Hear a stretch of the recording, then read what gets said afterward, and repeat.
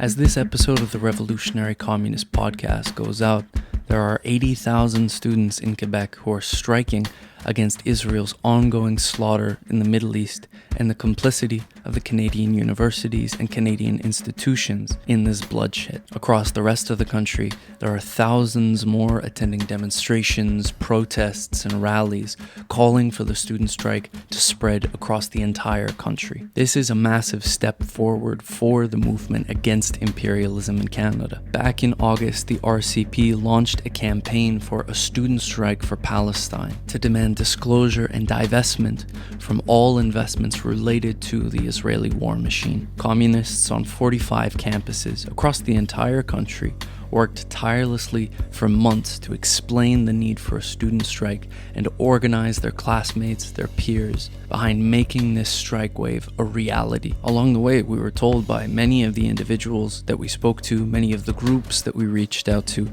that a student strike in Canada was impossible. Well, today the students in Quebec and the rest of Canada have proven these ideas wrong in practice. The students are showing the way forward, that in order to succeed in the fight against imperialism, it is necessary to use class struggle methods, to shut down our campuses and our workplaces, and to force the hands of the imperialists that run these institutions. In this way, and only in this way, by growing the movement further, can we end Canada's support for the Zionist war machine. But these strikes and protests also come at a very important moment, not only for Canadian politics, but for Western imperialism in general. And that is because tomorrow, on November 22nd, the NATO Parliamentary Assembly opens in Montreal. Across the country, from almost every mainstream politician, every mainstream publication, we've been inundated with claims that NATO is a force for peace, a defender of democracy on a world scale. But this blatantly contradicts the role that NATO is playing in the Middle East and NATO's entire history. And so it raises important questions for us as communists and revolutionaries. What is NATO, really? What role does it play in the world today? And why must communists fight against NATO?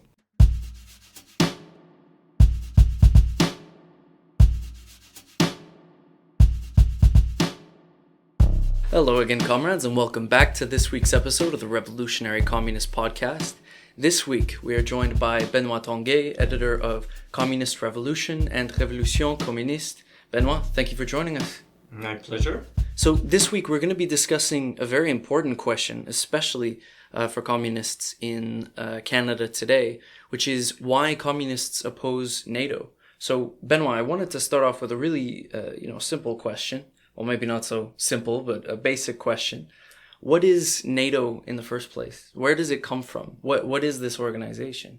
Well, you could approach that question from two angles. You could say there's what, the official narrative, if you will, the public discourse on the topic, which is NATO is this defensive alliance where they're just defending each other.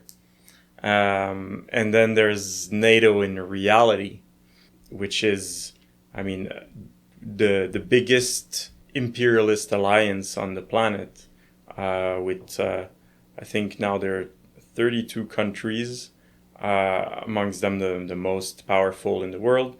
Of course, the US, countries like Canada, France, the UK. So some of the richest and most powerful imperialist powers on the planet. And they're not doing it simply for, to bring about peace in the world. If you look back at the creation of NATO, its history, how it emerged.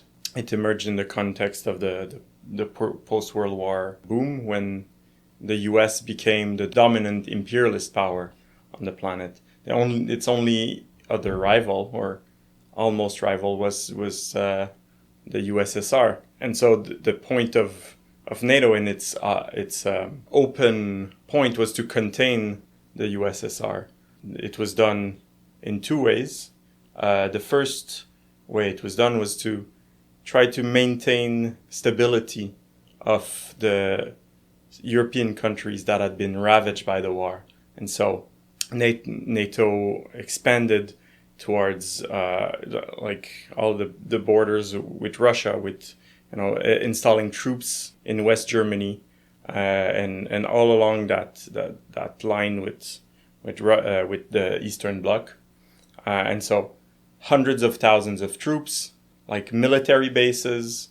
You had, of course, nuclear weapons being put on the door of the USSR to both prevent these countries from that had been ravaged from falling under the influence of the USSR. And then you had all these military bases not only there but across the world. It went all the way to Turkey. It's what it's called the North Atlantic Treaty Organization. If you look at a map, you'll see where Turkey is not very close to the North Atlantic, and so they put also these nuclear weapons there as well, and in this base in Turkey. And so this alliance had as its objective to contain the USSR, prevent it from developing its influence, notably across the Third World, where you had all these colonial revolutions in the 50s, 60s, 70s, peoples that were kicking out the imperialists that had dominated them for decades and decades. France, the UK, notably, in Africa and South America and Asia. And the biggest imperialists on the planet, the US and its allies, were scared that these countries would fall under the influence of the USSR. And so it was kind of to prevent the spread, if you will, of the Stalinist system. And so there was this thing called the system of mutual aid, which is not the same thing as the mutual aid that we hear in the left these days. Very different. And so through this system, the US and Canada sent tons of weapons through to the UK, to France, and other imperialists that were starting to lose their colonies. And it was used to put down revolts in Mozambique, in Kenya, in other countries. So it's an imperialist alliance, as we can see. I'm glad that you contrasted that to the myth that's kind of poured out by politicians in the West and by Western media, a lot of Western academics, that one of the key roles that NATO played was actually to put down revolutionary movements, or at least to keep them contained, so that they didn't leave the Western sphere of influence, they didn't leave the capitalist market, and so that they could still be exploited by France, Britain, the United States, Canada. This is really something that's been swept under the rug of really the entire history of Western imperialism, but of NATO in particular. Yeah. So I think it's important, especially as communists, to be able to drag this question back out into the sunlight and to show what is the actual effect of the NATO alliance been on the world politically and so on. And to be fair, NATO was mostly the funny thing is it was created in response to the USSR, but it was mostly passive until the fall of the USSR, ironically. But one case notably is maybe the first active moment where NATO was used was in Lebanon, 1958, where the NATO base in Turkey was famously used to help the Marines invade Lebanon, to help maintain the president. Chamoun was a pro-Western president that was about to be toppled by the population because the U.S. had helped him get reelected through fraudulent means. And so it was basically, the military base of this NATO military base was used to crush an uprising against a Western aligned president. That's a very important, I think, example to bring out. But to skip ahead and to look at why does NATO still exist today? Because its justification politically, I think it's even in its like founding documents, is to protect the West, the democratic West, end quotes, from Soviet expansionism. I mean, the Soviet Union hasn't been around for 30, 40 years now. NATO, I think, has grown. It went from 12 members to 32 members since the Soviet Union fell. Why does it still exist if this initial reason for it to come into being has apparently, vanished into thin air?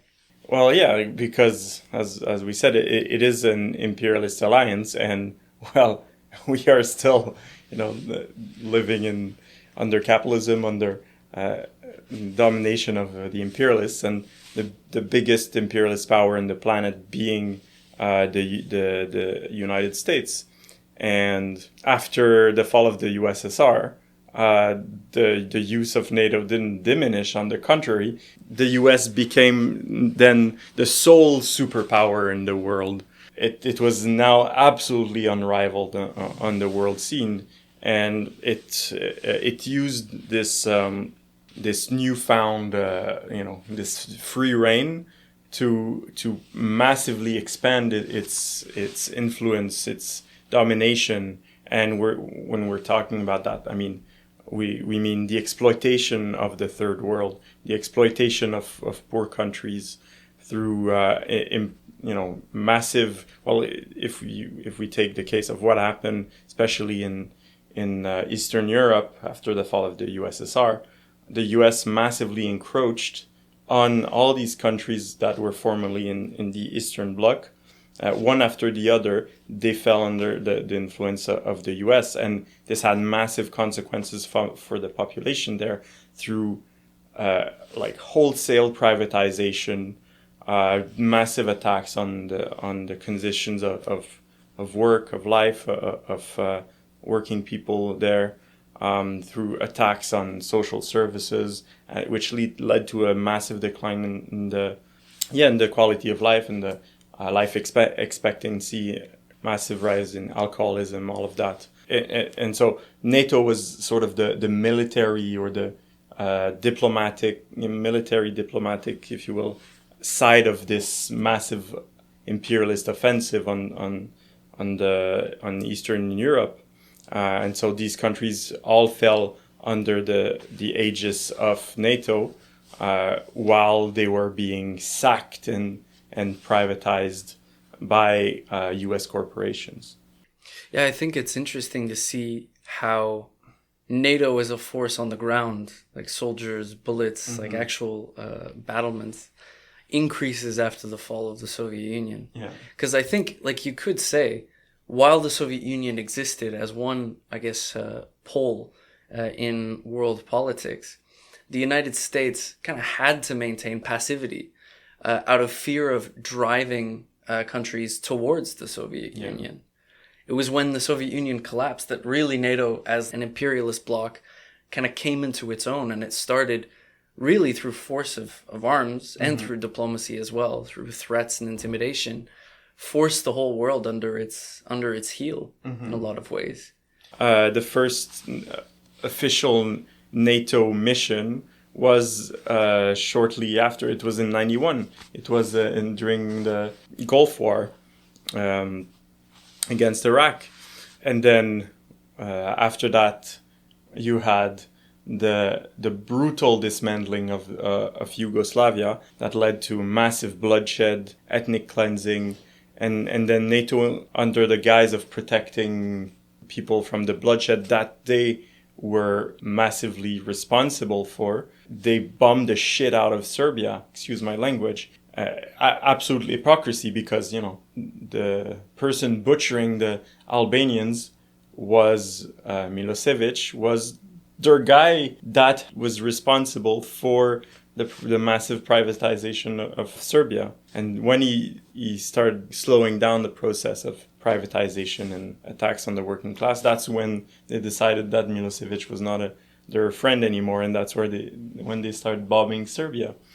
So massive hypocrisy on the part of these people, and criminal, violent attack on Serbia. Not at all the peacekeeping that they pretend it is.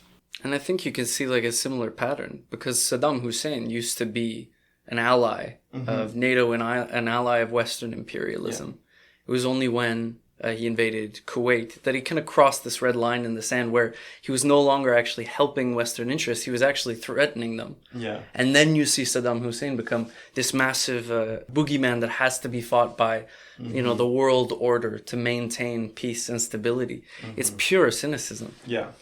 I guess one question that relates back to NATO, which is an extremely important question for us to understand today, is actually the Ukraine war. Because one of the major triggers for the conflict was the question of Ukraine's NATO membership. What is it that communists have to say about the war in Ukraine? Largely what we hear in the mainstream media is that the Ukraine war is just caused by Vladimir Putin, by his ruthlessness, his own personal ambition. What's our understanding as communists of this conflict and where it comes from? Well, yeah, if we go back to what I was saying about the offensive on Eastern Europe after the fall of the USSR, the US had promised Gorbachev that that NATO would not advance 1 inch towards the east, and well, that was a big lie. And they integrated one country after the other inside NATO, which is an alliance that was created to oppose Russia, basically openly. Remember that fact, and then they encroach on both on the spheres of influence of Russia and just on its security by installing troops all along the border of Russia. Of course, Russia will take it as a massive aggression. Imagine if Russia was installing troops on the border of Mexico. How do you think the U.S. would react to that? Yeah, Russia was not taking it kindly, that this massive expansion eastward, but they could not do much. Russia, after the fall of the USSR, was ravaged. After a while, they got back on their feet, and starting in 2008 with the invasion of Georgia, the Russia was basically saying like, no more. Now you don't advance anymore. And then when the NATO membership was promised to Ukraine, that was a big red line for Russia. And they had come to an understanding that it would not happen. But the U.S. pressed. Biden was particularly eager to provoke Russia, especially after the events of the Euromaidan. If we come back to 2014, where the U.S. and Europe sort of engineered a coup, basically, to expel the pro-Russian president and install a more cooperative regime. That led to a war in the Donbass, as we know. And then they had come to sort of an understanding. Okay, it will stay there, some sort of compromise. But yeah, Biden pressed, and that was a provocation that Russia could not tolerate. It's not a question of who's right or wrong in these situations. They're inter-imperialist conflicts. They're conflicts between two gangs of bandits, of thugs, for the control of Ukraine. And between these two sides of thugs, we cannot pick and choose, oh, yeah, but this one is good. No, they both want to take control of Ukraine for their own personal benefit. But what we can say is that it was absolutely foolish of the US and a massive provocation to goad Russia into a war by promising NATO. I mean, they could have avoided this war very easily if they just had left Ukraine as a buffer zone. That was basically supposed to be the status quo, but they provoked a war. What would you say to arguments that we tend to hear from a lot of liberals and conservatives in Canada, talking about the goal in NATO? What NATO is fighting for in the Ukraine is freedom and democracy compared to Russia. What would your response to that be? Because I think it's an argument that a lot of us have heard and a lot of us have come up against probably several times since the war started. What's the best response we can give to a statement like that? Yeah, I mean, it's pure hypocrisy. That's not what they really care about. People in the rest of Eastern Europe, what they saw when they were integrated in the EU was attacks on their conditions of life, privatizations, attacks on social services, and not exactly the best thing for everyday people. And I mean, it was even posted on some website. You know, there's already auctions going on for the privatization of social services, and not just social services, but like remnants of the publicly owned companies from the USSR that hadn't still been privatized. So I mean, this is what they're aiming at. This is what they want. The democracy and human rights and all of that is just the wrapping. It's a smokescreen. It's a smokescreen, yes. And I mean, Ukraine since 2014 hasn't exactly been a great democracy.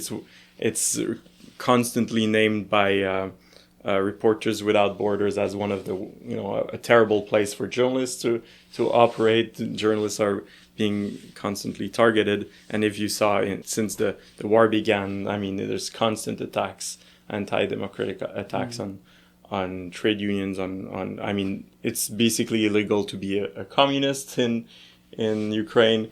There's all sorts of attacks. It's not exactly a democratic paradise. And you have to remember that before the war in Ukraine started, Zelensky was extremely unpopular and was due to lose the next election.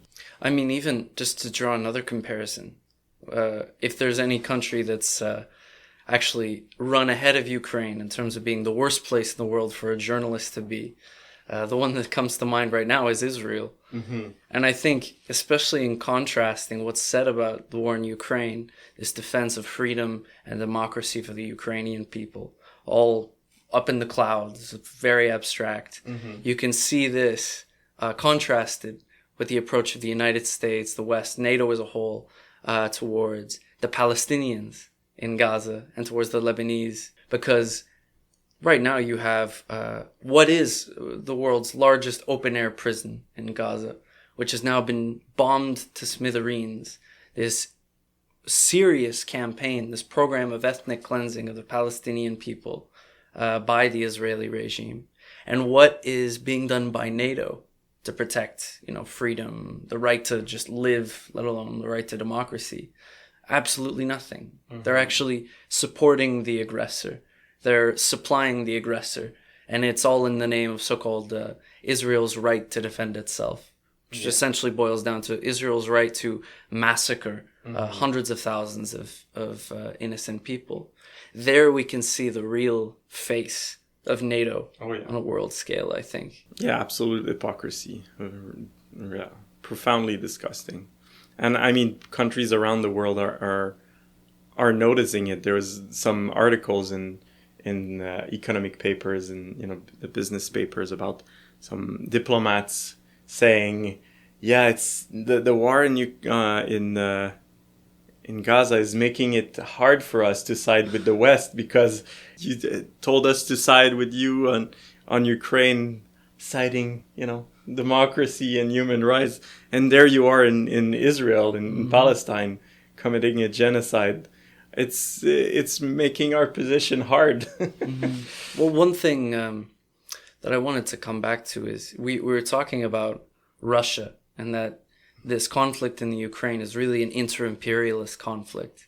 Mm-hmm. And I think in different parts all over the world, we're starting to see many other countries wavering, that especially in like the 90s, the 2000s, this, new world order that was created after the fall of the USSR, countries that really would have followed hand and foot behind America and behind NATO, now starting to exercise a bit of relative independence or balancing between NATO and the West and other countries like Russia, like China. What would you say this represents on a world scale? Because this is something we haven't seen in decades now. I mean, yeah, this represents the decline of U.S. imperialism, and that's part of the what explains, the war in Ukraine is the U.S. is sort of hanging on to its power, to what remains of its power and influence, and it's seeing the rise of Russia, and it's trying to inflict a defeat on it. That's why they goaded them and provoked them in this war in Ukraine, trying to bring Russia into a unwinnable war, what they thought would be like sort of a Afghanistan war, but it turns out it wasn't. But that was the idea, because they want to contain Russia, they want to prevent its rise, and they want to hang on to their influence in Eastern Europe and in the Middle East. It's the same thing. That's why they're so attached to supporting Israel at all costs, because Israel is their most reliable ally in the Middle East. And the rest of the world is watching. They're seeing the U.S. and they're seeing, is the U.S. still that dominant power? Are they going to be able to support their friend Israel? And if they're not, then other countries will be like, what's the point of allying ourselves with the U.S. if they let down their friends like Israel? And so the U.S. is really trying to hang on to what it's got, its influence around the world. I mean, if you look at, other allies that it had, Saudi Arabia, for instance, was one of its other major allies in the Middle East. Saudi Arabia started, doing some business with China, increasing its trade with China. China brokered a deal between Saudi Arabia and Iran a couple of years before the war in Gaza. And not only that, but the backyard of the U.S., the Latin America, is starting to build ties towards China as well, increasing its trade and feeling more confidently independent. Back in the days, Colombia and Mexico, especially, were always towing the line of the U.S. But in the recent period, Colombia, Mexico, they have not followed the line towards Israel. They have not followed the line towards Ukraine. So you can see that the influence of the U.S. is declining a bit everywhere in the world.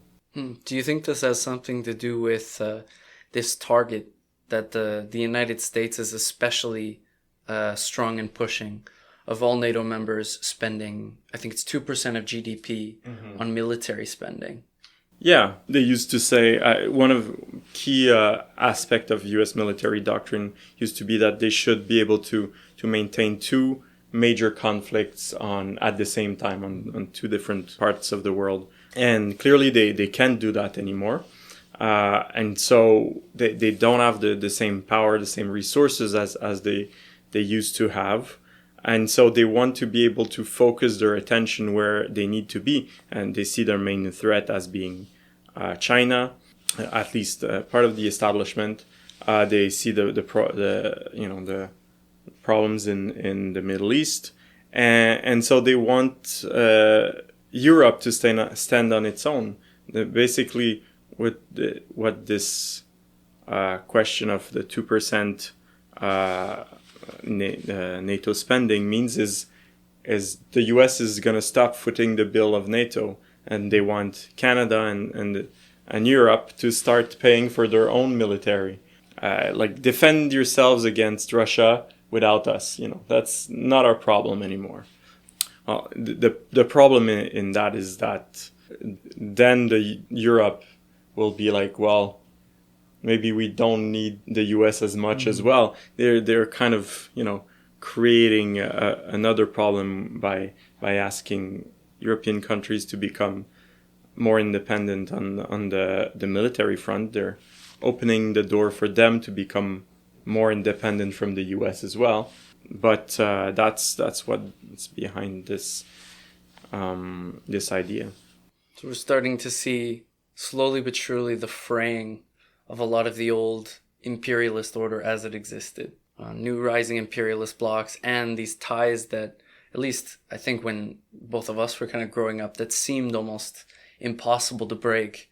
Now we're starting to see them loosen and maybe in some places come apart. To be fair, we have to add the nuance that this is all, this is a relative decline of the US. The US is still the most powerful country in the world by far, the largest economy by far, the largest military by far.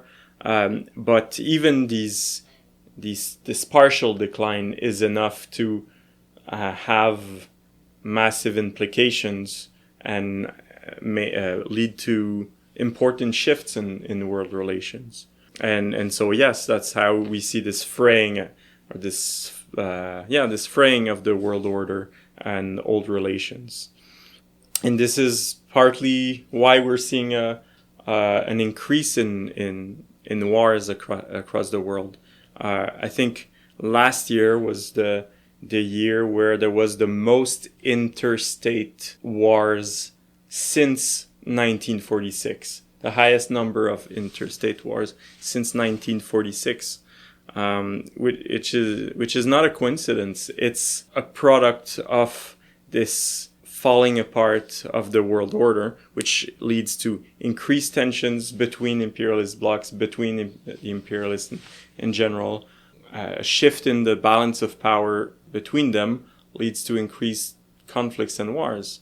And so they have to spend more on their military. That's why we see across the world, it's across the board increase in military spending, an increase even in the number of nuclear warheads that declined after the fall of the USSR. It's picking back up. They're building more now. And this is also part of the reason why the US is asking NATO members to spend more on their military, because they're seeing this situation that's leading to more and more wars, and they don't want to be the only ones footing the bill for that. This increase to 2% of GDP from military spending, I know for a lot of countries, and this is especially the case for Canada, the question of where is this money going to come from is really a crucial one. Yeah. Because Canada right now, its healthcare infrastructure is declining. Canadian infrastructure in general is declining. We actually recently published an article in Communist Revolution about don't stand under any construction cranes. Yeah. Because the odds are that actually they've been left in disrepair for so long that there is really no telling when or where they're going to fall. Yeah. So this question of how is the Canadian government going to find, I think it comes down to about $50 billion. $50 billion is probably more than that. Is it? Yeah, I thought I saw pretty something sure it's much more than that. That will buy you about 2 airplanes. Oh yeah, what was it? It was like the submarines cost $120 billion. Exactly. Jesus. If they want to find the money for this massive spending, they will have to cut. It will be a tax on the working class, definitely. Like you said, everything is already crumbling, and they can provide people with healthcare. The public transit is always being cut. All the social services are being cut, and then they're trying to find hundreds and hundreds of billions of dollars to spend on things that will hopefully sit in a warehouse, hopefully not be used. The best case scenario on things that will be useless, on the worst case scenario on things that will serve to kill and maim and oppress poor and working class people across the world, in the Middle East. And so that leads us to, I think, an important point, which is that this question, we're here talking about NATO. The point of that is that it's a class question. It's a question, they're using these toys, these weapons to oppress people across the world, but they're oppressing us as well with that. They're going to use that as a justification for privatization, and they're going to attack our conditions of life here. It's going to be a massive attack on the quality of life of workers, on the services that make life barely bearable here, and on jobs, public sector jobs. They're gonna use that as a justification for attack, and they're gonna have to find cuts. And not only that, but it's gonna be used to make wars across the world, wars that are gonna be make the world more unstable, that are gonna cause economic strife, inflation, slumps that are gonna affect us here. And so attacks on our class brothers and sisters across the world are also attacks on us here. And we have to fight our own ruling class here. Their mad rush towards war and militarism before they drag us into more wars and conflicts. And so we got to raise the slogan, the Revolutionary Communist International launched in this campaign, Books Not Bombs, a campaign against militarism. We have to raise these slogans, books not bombs, healthcare not warfare, to show the connection between war and these attacks on social services and whatnot. And we have to go further even. We have to remind people and show people how, in the end, there is no peace under capitalism. The peace is only ever a truce between wars, because capitalist system across the world is a system where countries compete against each other, are always in competition for markets, for natural resources, for zones of influence, which breeds war, and that breeds destruction and militarism. The only way to put an end to that is to overthrow the warmongers that govern us, that rule us, and replace the system by one where working people control the means of production, control the economy. Working people that across the world have no interest in fighting each other and going to war against each other. And this is the only way we can have a lasting peace. Benoît, thank you so much for joining us. My pleasure.